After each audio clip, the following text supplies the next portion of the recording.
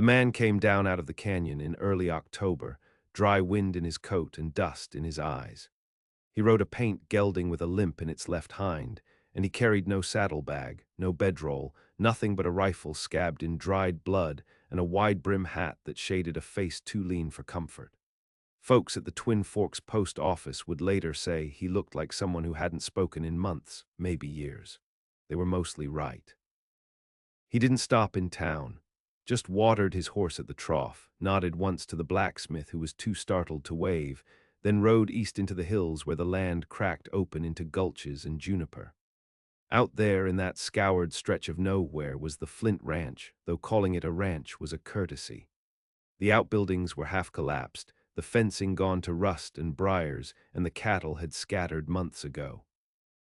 Only the main house still stood, and even that tilted on a crumbling foundation like it was ashamed to be left. Inside lived a girl. Her name was Mara Flint, 17, thin from hunger and long work, face marked with the healing traces of fists.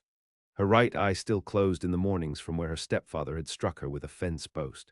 He died 2 weeks back, thrown from a borrowed horse while drunk, his skull split on a creek rock, and she hadn't buried him so much as dragged him into the root cellar and let the cold handle the rest.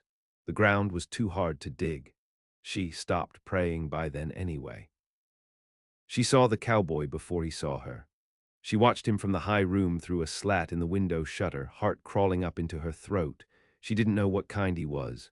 A drifter, a looter, a scout for rustlers, but he didn't circle the house or call out. Just dismounted slow, checked the rotted porch steps, and sat on the lowest one with his back to the door, like he'd come to rest, not to take.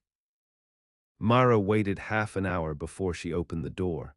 She had her stepfather's revolver behind her back. It hadn't been fired in years, and she wasn't sure the bullets would work, but she'd shoot if she had to. He didn't turn. You lost, she asked. He shook his head. Then why are you on my land? He looked over his shoulder, eyes gray like tin under smoke. Water, he said. She nodded once, though her grip didn't loosen. Well, you've had it. I can work, he said. You lame. He didn't answer. She stepped out. Her boots made no sound on the warped floorboards. Her dress was torn at the shoulder and crusted with dried yolk where an egg had burst against her chest days back. She looked like someone who'd survived on pride alone. I don't need help, she said. You're lying. That almost made her laugh. She hadn't heard anyone call her on that in years. He stood slow, not threatening, like a tree rising with the wind. Up close he smelled like old leather and blood that had dried too long ago to still be dangerous. He looked 30, maybe 35, with skin tanned dark and eyes that didn't blink often enough. He had the kind of quiet that came from long places. What do I call you? She asked. He paused. Don't need to, he said. You dumb. No. She narrowed her eyes. Then you can speak. He nodded. She held the revolver up, not quite aiming, but showing it. Come inside, she said, or ride on, but if you stay out here much longer, coyotes'll think you're meat. He followed her in. That winter came early. Snow crept in before the oaks turned yellow, and by November the road to town was impassable. The cowboy made no move to leave. He cleared the chimney, mended the barn roof, shot a buck, and cured the meat without asking for a thing. He didn't touch her, didn't talk unless spoken to, and slept in the woodshed on a straw bed he made himself. Mara watched him. She didn't trust silence. Silence had always meant danger in her house. It meant a man was drunk or brooding or choosing which bone to break next. But the cowboy's quiet was different. It didn't wait for anything. It just was. One morning she brought him coffee. He took it without speaking, but his eyes flicked up like he wasn't used to being served. You got a name? She asked again. He sipped. Asila's. She looked him over. He was sharpening his knife against a wet stone, slow, rhythmic strokes. You were in a war. He nodded once. Which one? He looked past her, through the open door where snow was starting to fall in thin, lazy spirals. The one nobody talks about. That shut her up. They didn't speak again for 3 days, but she noticed he started chopping more wood than needed, lined it neat by the house so she wouldn't have to walk through drifts. When the roof started to sag with snow, he climbed it without being asked. When the wind screamed like wolves down the hills, he sat up late by the door, gun across his lap, just watching. One night she brought him stew. It was thin rabbit meat and onion, but warm. She set it on the floor beside his cot and turned to leave, but he caught her wrist. Not hard, just enough to stop her. You safe now, he said. It took her a moment to understand. She pulled away. I was never safe, she said, but I'm still here. He nodded like that was the right answer. The days shortened, the nights pressed in. Mara stopped checking the horizon for signs of him leaving. She stopped pretending she didn't feel easier with his shadow near the door. The silence between them stopped being sharp. It settled like a blanket pulled over cold shoulders. But trouble doesn't vanish in winter, it burrows. 3 men came up from town in late December. They had heard the Flints were dead and came to pick the bones. They found a girl instead and a man who didn't smile. When they tried the door, Silas opened it. Cold night, the first one said, a grin all teeth and no kindness. Heard this place was empty. Not anymore, Silas said. The second man shifted his coat, showing the handle of a pistol. We ain't looking for fight. You found one. The third man spat into the snow. Ain't worth it, he muttered. Come spring, she'll be starved anyhow. They left, but not without promises. Men like that don't like being refused. Mara closed the door behind them. Silas didn't move. They'll come back, she said. He nodded. I ain't running. Didn't figure you would. She looked at him then, really looked. You came down out of nowhere, she said. Why? Silas tilted his head. Sometimes, he said, there's someone left worth standing for. She didn't answer, just stood in the doorway while the snow came down like ash, and the wind howled against the mountains, and the quiet between them stopped being empty. It began to feel like waiting, like something was coming. Like winter was only the first test. By January, the girl had learned the rhythm of his steps in the snow. Silas didn't walk like other men. He moved like someone who didn't want to leave prints, even when there was no one left to track him. He'd rise before dawn and be gone from the house for hours, returning with game or branches for the fire or nothing at all. She never asked what he did in the woods. Something in the way he stepped around her questions told her those silences had teeth. She stayed busy, cleaned out the cellar, built shelves for the root vegetables she managed to save, learned to skin a rabbit without making a mess of the pelt. When she bled in the snow one morning, too much, too sudden, he didn't ask what was wrong. Just lit the stove, left her the bed, and took the cold floor beside it without complaint. That was how he spoke when he did, not with words, with actions, with waiting. Some nights she'd wake to the sound of him talking in sleep, always soft like he was trying not to be heard. Sometimes he whispered names, sometimes numbers. Once she heard him cry out, not loud but sharp, like a man flayed in a dream. When morning came, his face gave nothing, but his hands were shaking when he took his coffee. She didn't mention it. They had an understanding about things left buried. But the wolves came next, first just howls.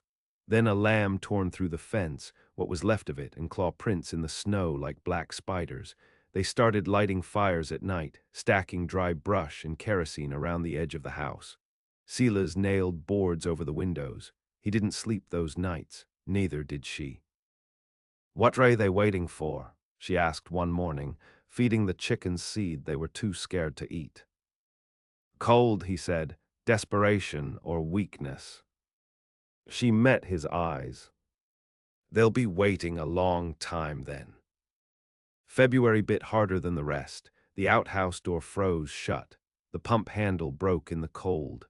She started losing feeling in her fingertips, and Silas forced her to wear his gloves. He went barehanded. She watched them split and bleed and never once heard him complain. There was one night she wouldn't forget. He came in late, rifle slung over one shoulder, blood on his coat, not his. A man's boot, she realized, was hanging from his belt by the laces. He tossed it into the fire without a word. She didn't ask. But that night, after she thought he'd gone to sleep, he came to her room and stood in the doorway a long time. Then he said, quiet and level, "You ever think about leaving this place?" She turned to look at him, pale from the reflection of the moon on the frost-caked window. "Where would I go? Anywhere's better than hell." She sat up. "You think this is hell?" He gave a small shrug, not dismissive, resigned. She looked down at her hands, at the cracked skin and ragged nails. "I don't think hell would have let me live this long." He didn't reply, just nodded, then left. She dreamed of fire that night, fire and wolves and the crack of bone, and in the middle of it all, Silas standing in the snow with no face, just a hole where his features used to be. She woke shaking. The thaw came sudden and violent in March. Ice broke from the eaves in great snapping spears. The creek flooded and took the fence with it. But the worst came on a warm night when the moon rose dull and full, and Mara smelled kerosene in the dark. She was up before he was, dragging the rifle from above the door. Silas met her at the kitchen with his eyes already narrowed. "Backside," he said, "smoke." They came like shadows, 3, maybe 4, faces covered, torches in hand. They didn't call out, didn't ask, just threw fire and laughed when the shed went up. Silas didn't shoot first. He waited until they crossed the fence line. Then he stepped out into the yard and dropped the first man with a shot clean through the knee. The others scattered, yelling. One fired wild, hitting the porch rail beside Mara's hip. She didn't flinch. She aimed and pulled the trigger. The shot missed. She never killed anything larger than a raccoon. Silas didn't miss. When the smoke cleared and the fire burned low, 2 men lay dead. One crawled back to the road, trailing blood. The 4th they never found, but there were drag marks and clumps of hair caught in the fence. Silas came back inside without a word, cleaned his gun, peeled his coat off and left it on the floor. Mara poured whiskey into tin cups. Neither of them drank it. In the morning, she buried one of the men herself. Didn't know his name, didn't care. She used the same shovel she once thought about driving into her stepfather's spine. Afterward, she stood by the grave and looked at the hills. Spring was coming. The trees would bud. The town would hear. Someone would ride out. They always did. She found Silas sitting on the porch, mending the stock of his rifle. "You stayed," she said. He didn't look up. "You didn't have to." "No, but you did." He nodded. She stepped closer, close enough to see the old scar along his jawline. It looked like someone had tried to slit his throat and only half finished. "What was her name?" she asked. His fingers stopped moving. "The one you couldn't save." He looked up. For the first time, she saw anger in his face, but it wasn't for her. It was for something far older. "Sylvie," he said. "She waited." She was 10, daughter of a woman I failed, tried to make up for it, got her killed instead. Mara sat beside him. Wind moved the dead leaves across the yard. "You think staying here makes up for it?" "No." She looked at the woodshed, charred and crumpled, and the grave under the cottonwood, and the mountains still streaked with snow. But you're staying anyway. I am. Silence again. But this time it felt like a bond, like a knot tied slow and tight. Mara leaned back against the rail, letting her bones rest. The birds were coming back. The soil would thaw. Trouble would come again. But she would not be alone when it did.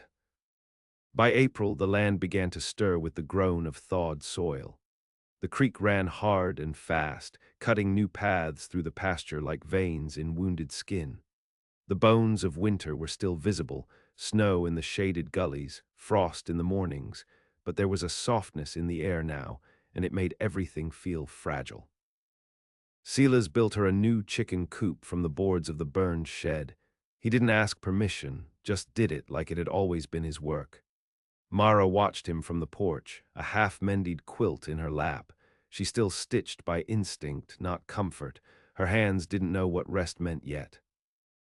He didn't speak much that month, but he stayed close, close enough to be seen, far enough to leave her space. She caught him watching her once at dawn, while she washed blood from her hands after gutting a rooster that had turned on the hens. His look wasn't pity, it was something else. Recognition, maybe, or respect. Town didn't send law. Word had gotten around, too many bones left broken, too many men with missing kin and no stomach for vengeance. Flint land was haunted, they said, not by ghosts but by something worse. A man who didn't blink when he shot, and a girl who didn't flinch when she watched. But trouble is a river. If it doesn't come from upstream, it'll rise from the ground. It arrived in the form of a wagon. Red canvas, cracked wheels, 4 horses pulling slow and steady up the old trail that hadn't seen travel since the war. A man drove it. A woman sat beside him, dark shawl over darker eyes. Mara saw them first. She was checking snares along the north fence line when the wind shifted and carried the smell of sweat and iron. She went back to the house without running. That was something Silas had taught her. Never run, never show fear. It only feeds the thing behind you. He met her at the kitchen door, rifle already in his hand.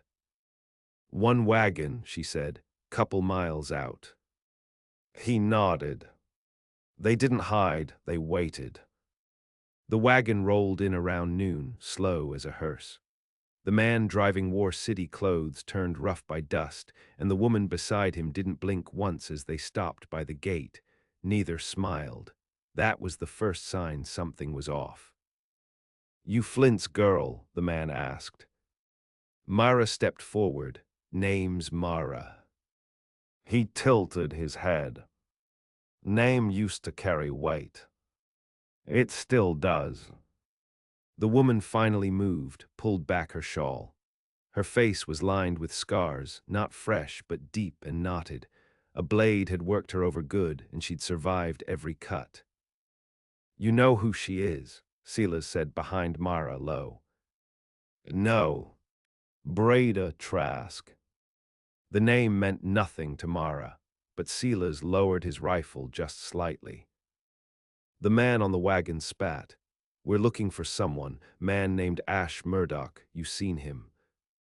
Silas shook his head. Breda Trask spoke then, voice hoarse like she'd swallowed glass. "He rode with the Red Company, killed 7 in Bidirun, burned the whole east quarter of Saltwater. You'd remember him if he passed through." "He hasn't," Mara said. The man frowned. "You answer for him now." "I answer for my land." They stared each other down for a while. Then Breda leaned forward. "He's got a mark," she said. "Snake cut in half on his neck, left side. You see that, you come find us." "We won't," Silas said. The wagon creaked as it turned. They didn't say goodbye. Later Mara asked, "You knew her?" He nodded. "She was like you once," he said. "Like me how?" "Alone, but louder about it. She's hunting a man." She's been hunting him longer than you've been alive. Mara looked down at her calloused palms. You think she'll find him. She'll die trying. Spring grew heavy after that. The rains came. The creek burst its banks and flooded the lower field. Mara lost 3 hens to sickness and 1 to a fox that got smart. She trapped it, skinned it, hung the pelt in the barn. One morning, she woke to find Silas gone. His bed was cold. His rifle was gone, too. She waited 2 days. On the 3rd, she saddled his horse. He'd left it behind and rode east, following no trail, just a feeling. She found him 2 ridges over, crouched beside a tree with one hand on the ground like he was listening to the earth. He didn't look surprised to see her. "You're not good at leaving quiet," she said. He stood. "I heard something." She frowned. "What kind of something?" He looked at her. Something in his face had changed, hardened. "They're coming." "Who?" "Men I used to ride with." The way he said it made her stomach drop. "You didn't tell me. I hoped they wouldn't find me. You think they'll kill you." He looked at the horizon. "They'll kill you first, just to get at me." She swallowed. The wind was rising. It carried the scent of fire, too early for summer burns. Someone was clearing land with flame. "How many?" she asked. 4, maybe 6. "You can take them. I can slow them." "That's not what I asked." He didn't answer. They rode back in silence. She didn't ask more, just started packing. That night they made no fire. They slept in shifts.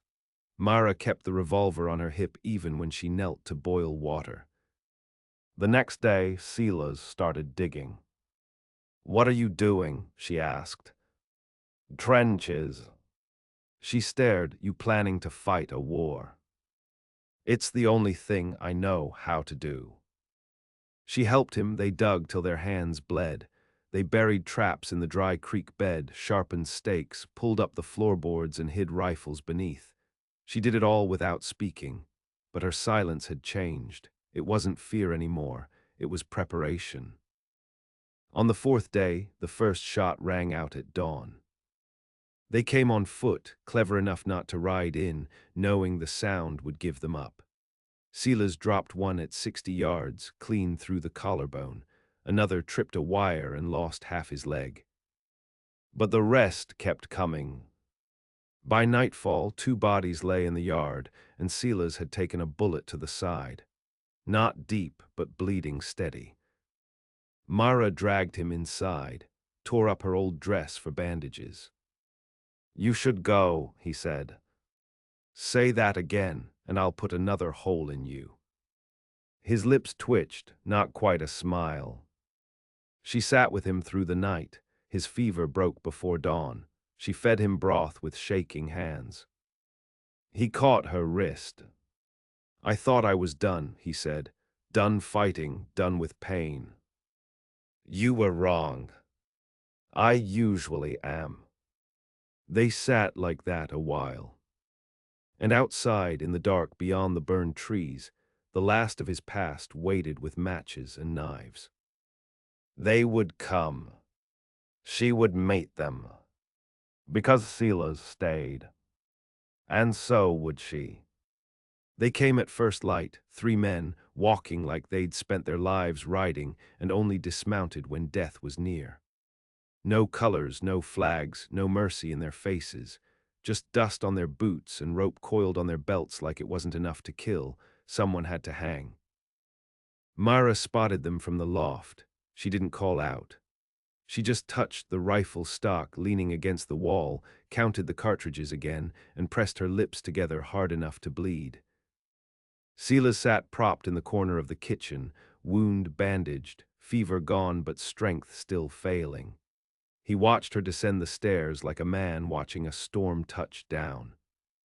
"You don't have to do this," he said. She checked the bolt on the door. Neither did you. He didn't argue after that. The men didn't knock, they didn't shout threats or call names. They walked straight to the edge of the yard and waited like they knew patience hurt more than bullets. Myra stepped onto the porch. She wore her mother's coat, too big across the shoulders, sleeves rolled twice. She didn't shake. The tallest of them stepped forward. He had a broken nose that had healed wrong and eyes like polished stone. "Where's the ghost?" "You came for Silas," she said. "He's not leaving." The man laughed. "You think you're standing in the way." She raised the rifle. "I'm standing where I choose." He tilted his head. "You ain't him. You didn't burn Waco. You didn't drown that sheriff in oil. You're just a girl."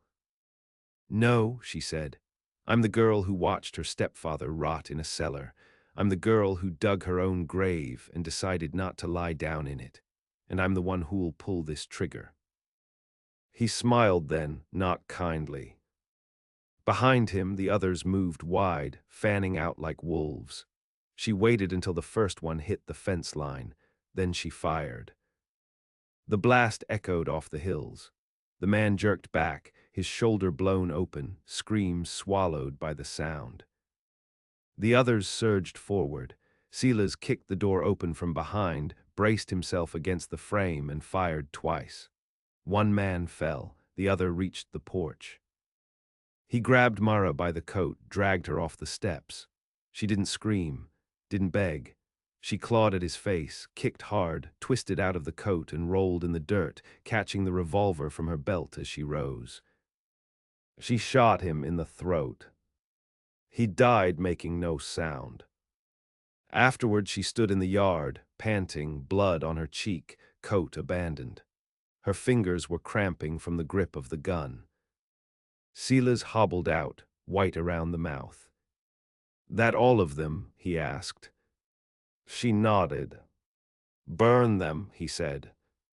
They didn't speak again until night. The fire was low, the air stank of ash and gunpowder. Mara scrubbed her hands until the skin flaked. She sat beside Silas on the step, the rifle across her knees like a lapdog. "They'll send more," she said. "Yes." "You've done a lot of damage." "Yes." "You sorry?" Silas didn't answer for a long time. Then, I'm not sure it matters now." "You still got enemies." "Not as many as I used to." She leaned back, her hair had grown long again. She hadn't noticed. "I think I killed a man today," she said. "You did. He was bigger than me." Silas turned to her. His face was drawn, but there was something there now, something like pride, scraped raw and honest. "You were bigger than him where it counted." She didn't smile, just nodded once. That night a storm came through, heavy rain, wind that snapped the barn door open and howled through the gaps in the roof. They didn't sleep. In the dark, she asked, "What was Waco?" "A mistake," he said. "You start the fire." "I lit it. I didn't know who was still inside." "You run." He looked at her. I walked. She turned her face to the window. "I'd rather ride into fire than walk away from it." "You might get your chance." He coughed once, winced, and pressed a hand to his side. She moved to help. He waved her off. "No," he said, "you did enough." She sat back down. The wind rattled the windows. "Someone taught you to fight," she said. "Someone tried." "You teach me." "I already am." Spring pushed harder into May. Wildflowers burst along the ridge. Birds returned to the loft. The land started to forgive itself, but the road to town stayed empty. No one dared come, not yet. Mara mended the fences, planted beans and potatoes. She found the old ledger where her mother had once written milk tallies and seed counts. She started filling it in. Silas got stronger. He limped more now, slept longer. But his aim was still true, and when the wolves came again, real ones, not men, he killed two and left the rest running. One afternoon, she found him sitting by the creek, boots off, feet in the water. She hadn't seen him that still in all the time he'd been there. "You look like you could almost be happy," she said. "Almost. You thinking of leaving?" He looked up. "Would you let me?" She shrugged. "I've let worse men stay, and I shot the ones who didn't ask." He laughed, short and bitter. "Mara," he said, and it was the first time he'd ever used her name aloud. "You don't need me." "I know. You want me to stay." She walked down to the water, sat beside him, didn't look at him when she answered. "I don't want anything, I just know what's right." He nodded slowly, "And this is." She looked out over the hills, where the wind moved through the grass like breath, and the smoke of old fires had finally cleared. "Yes," she said, "it is." They didn't speak after that, but something settled between them, not peace, not forgiveness, but the first shape of something that could stand its ground. They'd earned the silence now. Summer came like a knife sheathed in velvet, soft days but sharp beneath. The land wore green again. The chickens laid, the creek ran clear, and the blood that had soaked into the porch boards had faded to the color of rust. Not gone, never gone, just part of the place now.